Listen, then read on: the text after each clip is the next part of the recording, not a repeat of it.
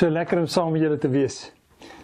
Die grappie word vertel van die man wat by 'n klomp mense aankom wat saamdrom om 'n beseerde en hy stoot die een kant toe sê, "Ekskuus, staan net die een kant toe asseblief, ek het 'n noodhulpkursus gedoen, staan net die een kant toe, staan 'n bietjie weg asseblief, ek het 'n noodhulpkursus gedoen." En so kom hy by die laaste persoon wat hurk en met hierdie beseerde besig is. En hy stoot hom sy een kant toe sê, "Staan net bietjie een kant toe asseblief, ek het 'n noodhulpkursus gedoen." Die persoon staan onwillig op en toe hy so weg staan, sê hy vir hom, "Ek wil net vir jou sê, as jy by daai deel van jou kursus wat kom wat sê, roep die dokter, ek is klaar hier." Mense laat Christene baie keer verstaan, as dit gaan oor die hantering van onreg, moet julle 'n bietjie een kant toe staan, julle is te sag. Kom ons kyk vandag, wat sê die Bybel daaroor? Here, dankie dat ons saam met U vandag kan leer, by U kan leer, aan die voete kan sit.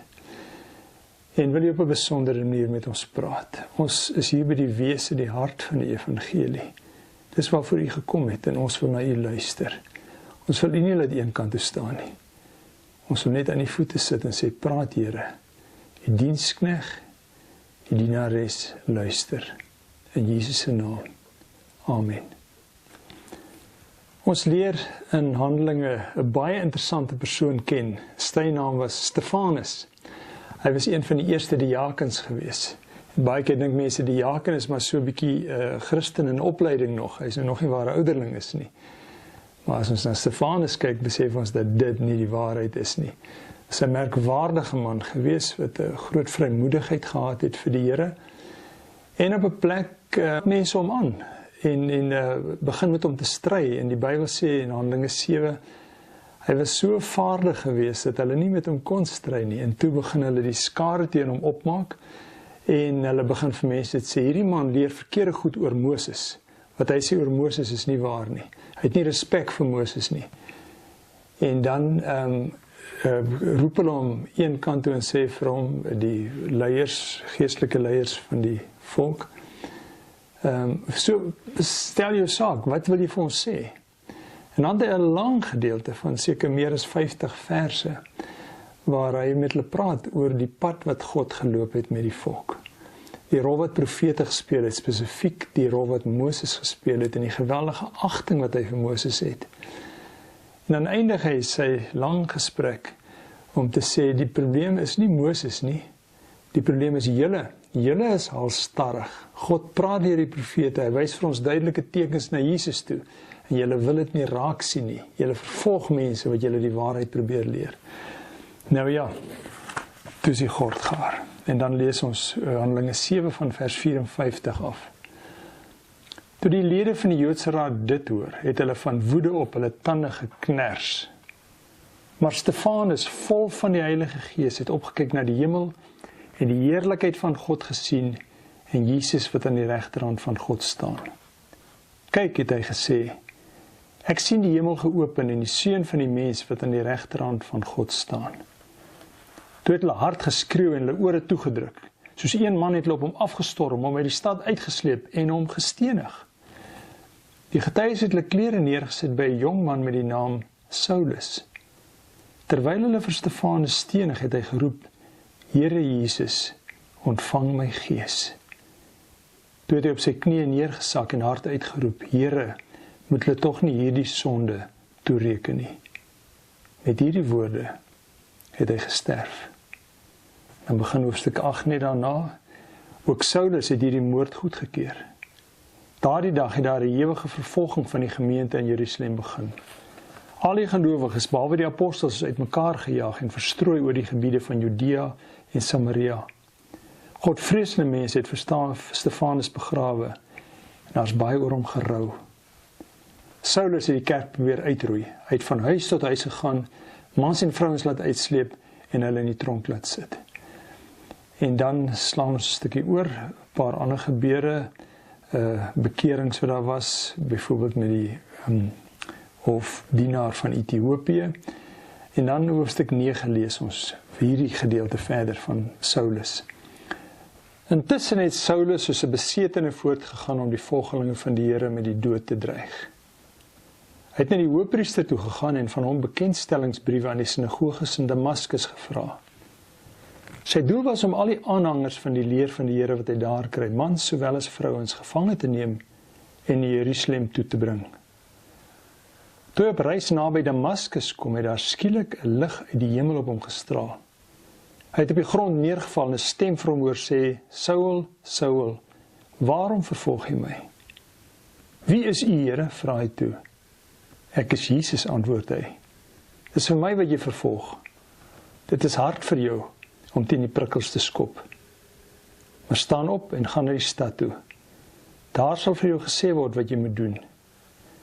Die mense wat saam met hom op pad was, het sprakeloos gestaan. Hulle het die stem gehoor, maar niemand gesien nie. Toe Saulus van die grond af opstaan en sy oë oopmaak, kon hy nie sien nie.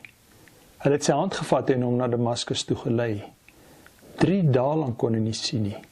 Hy het niks geëet of gedrink nie. Tot sover. Die belangrike vir ons teksvers is die woorde van Stefanus by sy sterwe. Toe hy op sy knieë neergesak het, vers 60 van Handelinge 7, en hard uitgeroep het, Here, moet hulle tog nie hierdie sonde toereken nie. Met hierdie woorde het hy gesterwe.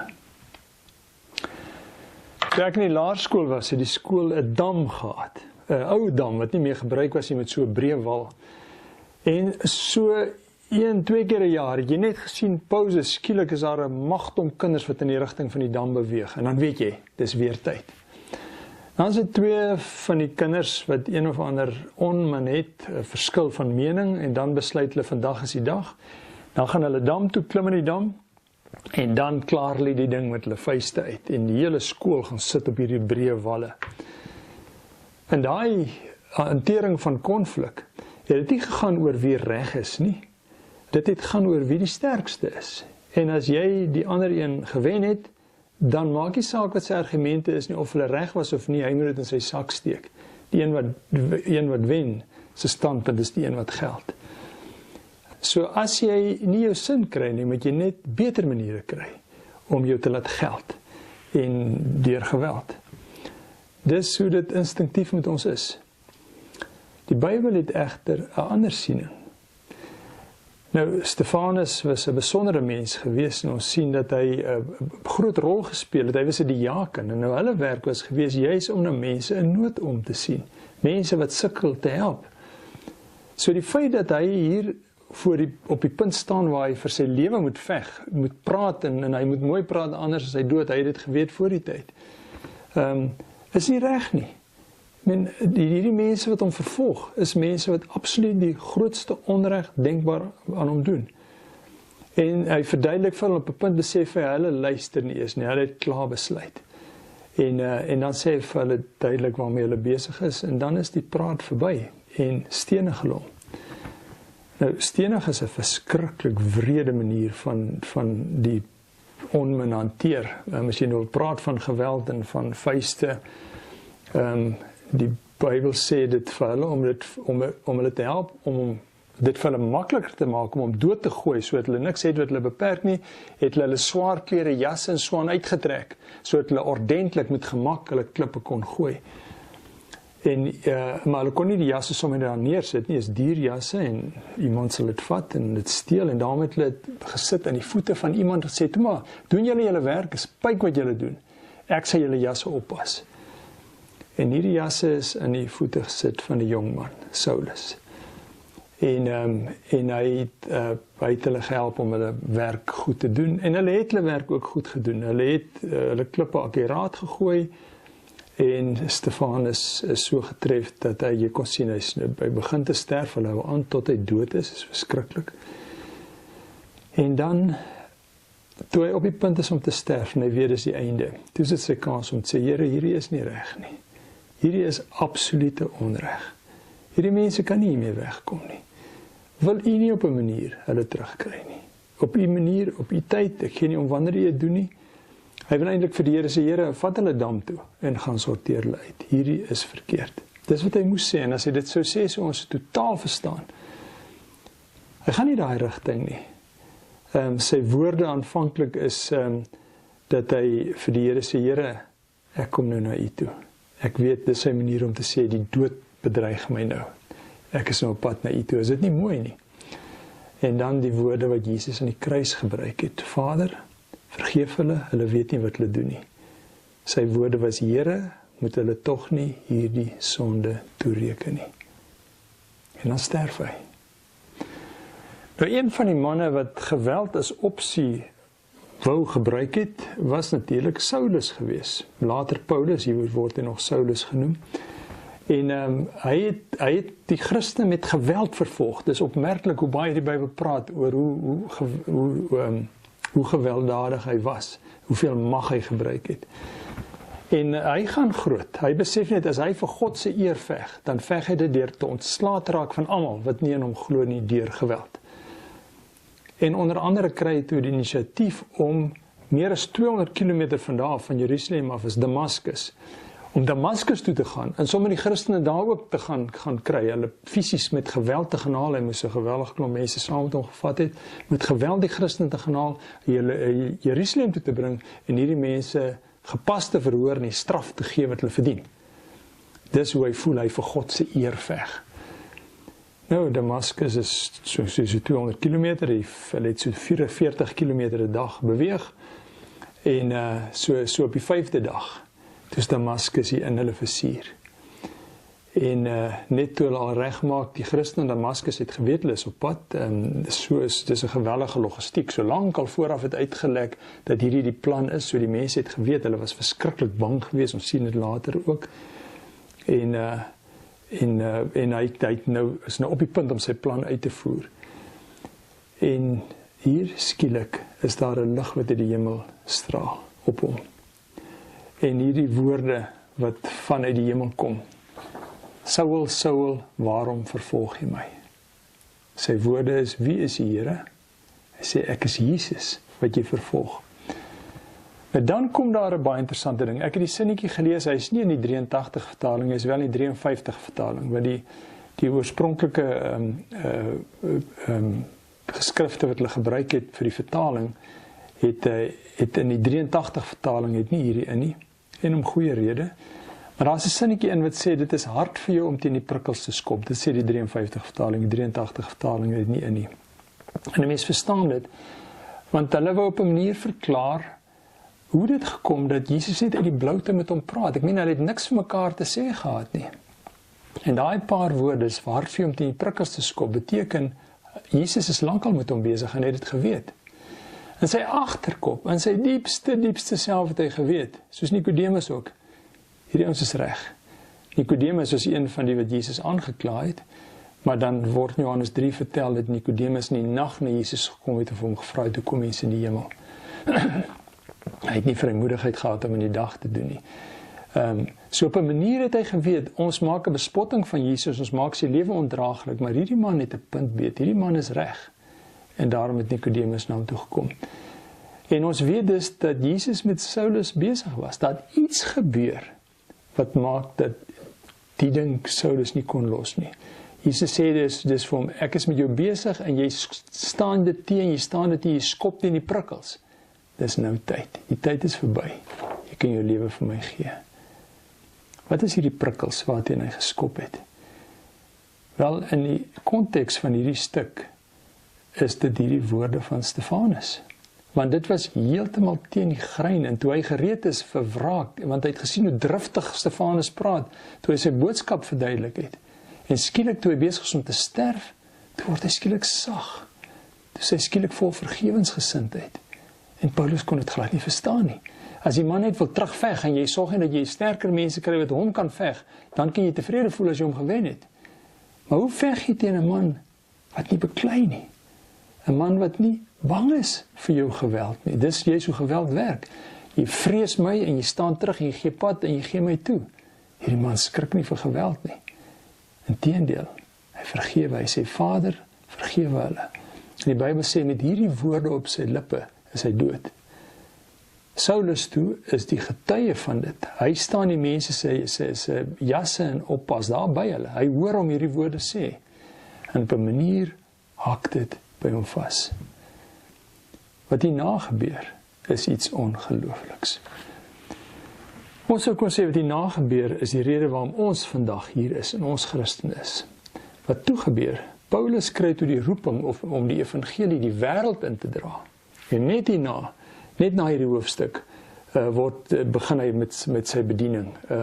Ons lees nog 'n rukkie van Petrus, maar dan begin Paulus hier van Handelinge 12 af, begin Paulus met sy uitreik na die wêreld toe. En in Paulus se gaan na die wêreld toe, het hy aanvanklik net na Turkye, 'n stukkie in sentrale Turkye gegaan. En in sy tweede sendingreis besef hy, maar nou wil hy verder. Toe gaan besoek hy die gemeentes wat hy met die eerste sendingreis besoek het, gaan hy net gou weer 'n draai maak vir hulle nuus oordra van wat die Jerusalem gesê het oor goed wat die Christene moet doen. En toe wil hy verder gaan, maar sy instinktiewe beweging is heeltyd noord, na hy klaar was. En hy wil al noord gaan. Nou noord is Rusland. Maar dinge werk net nie uit vir hom nie. Dit is interessant hoe die Bybel sê, hy sê die Heilige Gees het hom verander. Die verandering van die Heilige Gees is prakties goed, soos hy kon net nie betyds 'n kaartjie kry nie. Daar was nie 'n geleentheid gewees toe hy kon gaan nie. Sy bagasie was te veel, wat die redes ook al was. Dinge wil net nie uitwerk nie. Dan elke keer gaan hy maar soos die deure vir hom oopgaan, dan gaan hy weer aan. Dis 'n belangrike ding om in gedagte te hou, wanneer ek wonder of die Here my iewers wil heenvat. En die deure het vir hom oopgegaan, maar niks wil uitwerk noord nie. Dit is al na die linkerkant toe. En uiteindelik bevind hy hom toe hy deur Misië gaan, hy gaan toe aan die noorderkant van Misië verby, en hy besef, maar hier is glad nie waar ek wil wees nie, my instink wil my opvat, dis waar die beskawing is. En dan kom hy by Troas uiteindelik, en hy weet glad nie meer wat verder nie, want hoe gaan hy noord kom van Troas af? En dan droom hy 'n droom in die nag, van 'n man van Macedonië wat vir hom sê, kom jy na ons toe. Jy wil soontoe gaan, maar kom jy na ons toe. En skielik besef hy, maar dis die Here wat met hom praat. Dis die leiding wat hy nodig het. En die deure gaan vir hom oop en hy gaan Griekeland toe. Macedonië is 'n provinsie van Griekeland gewees. En dit veroorsaak dat die evangelie in Europa ingaan. En ons is almal kinders van Europa. En mense wonder hoe dit anders sou wees as Paulus toe nie Europa toe gaan het, maar wel Rusland soos sy plan was. Of ons van die Russe die evangelie sou verdra het. In elk geval, hy gaan Europa toe. En dit het tot gevolg dat ons vandag is waar ons is. Mense wat die Here ken, wat toegewyd is aan die Here. 'n Ander tydlose voorbeeld hiervan is natuurlik die gebeure in New York in die vroeë 60s. Baie van ons ken die verhaal van Nicky Cruz. Hy kom uit Puerto Rico, het baie moeilike omstandighede in sy huis groot geword, baie emosionele verwerping gehad. En hy is totaal onbeheerbaar. En op 15 jaar oud het sy ma hom gestuur na sy broer toe wat in New York gebly het, sy ouer broer, sodat hy daar kan bly en hopelik kansse kry en net bietjie kan koers kry. Maar dit het Nicky soos 'n handskoen gepas, want hy ontdek toe die bendewêreld. En nie lank nie, hy was omtrent enkele jare wat later, is hy baie aktief in die bendes en hy maak geweldig vinnig opgang, sodat hy die leier word, die president van die wreedste bende in New York, die Mau Maus.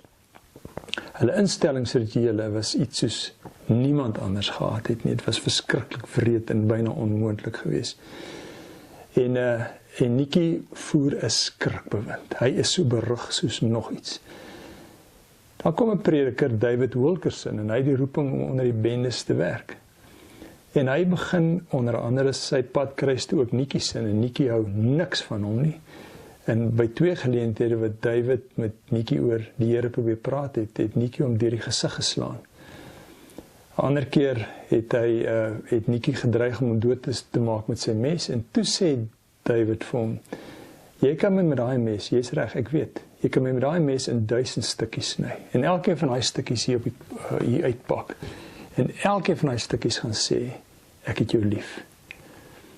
Kort daarna het David Wilkerson 'n reeks evangelisasiedienste, en hy by die diens vir die bendes en so aan, besluit Nicky, hy sê vir sy bende, ons gaan daai diens vandag bywoon, en jy weet, hy gaan dit moeilik maak vir hierdie man. En teen die einde van die diens, toe wil David die offergawes opneem, en hy kry toe die insig om vir Nicky te vra, sal jy en jou bende asseblief met die offergawes opneem? Nicky sê dadelik, ons sal dit doen.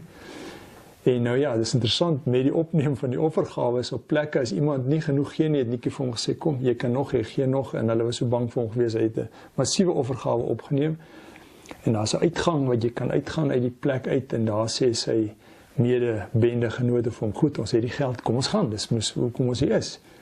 En om wat rede sê Nikkie vir hulle, nee, ons gaan nie, ons gee dit vir hierdie man, en hulle vat die offergawe soontoe, en hulle oorhandig dit aan David. Net daarna gee David 'n kans vir mense om hulle lewe vir die Here te gee, en by daai geleentheid gee Nikkie sy lewe vir die Here. In een oomblik verander sy hele wêreld. 'n Klomp bendelede gaan ook toe hy vorentoe gaan, gee ook hulle lewens vir die Here. En net na die gebeurtenis kry van almal hulle wapens, hulle onwettige wapens en die ander geweldsgoed wat hulle gehad het, en gaan hulle daarmee polisie toe en gaan hulle vertel later die polisie was totaal oorstelp. Hier kom hierdie bendelede aan en oorhandig al hulle wapens en goed aan die polisie. En hy het later die persoon wat hom opgevolg het as leier van die Maumans ook na die Here gelei.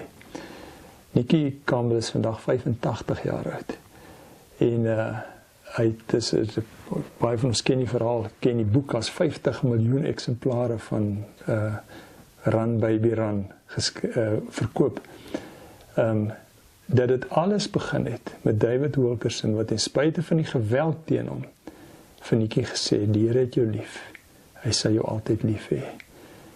Hy was reg gewees vir geweld, hy kon geweld met meer geweld antwoord, maar hy was nie reg gewees vir opregte liefde nie.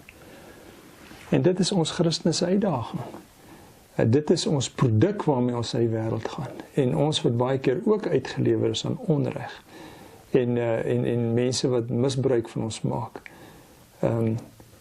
Nou wel, die verskil is, dis nie dat ons net wegstap nie, ons doen iets. Ons is nie bang om die situasie te konfronteer nie.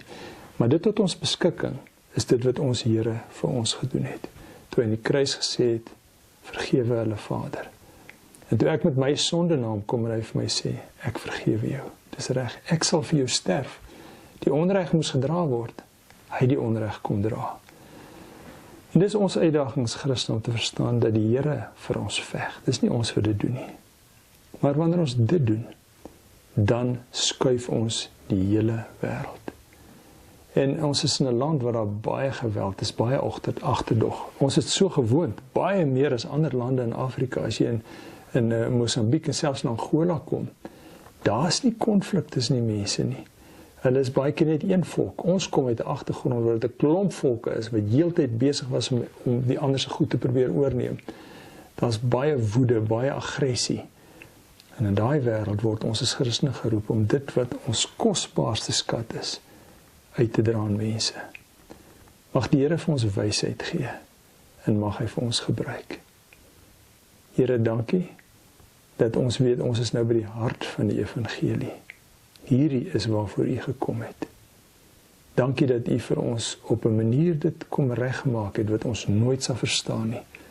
Maar ons weet, ons kan nie daar sonder nie. Dit is wat die wêreld nodig het. Geef vir ons die moed om die regte ding te doen. Maak vir ons u kinders. Laat ons lyk soos u kinders. Laat ons vergewe soos u kinders. Help vir ons, Here. Ons bid dit in Jesus se naam. Amen.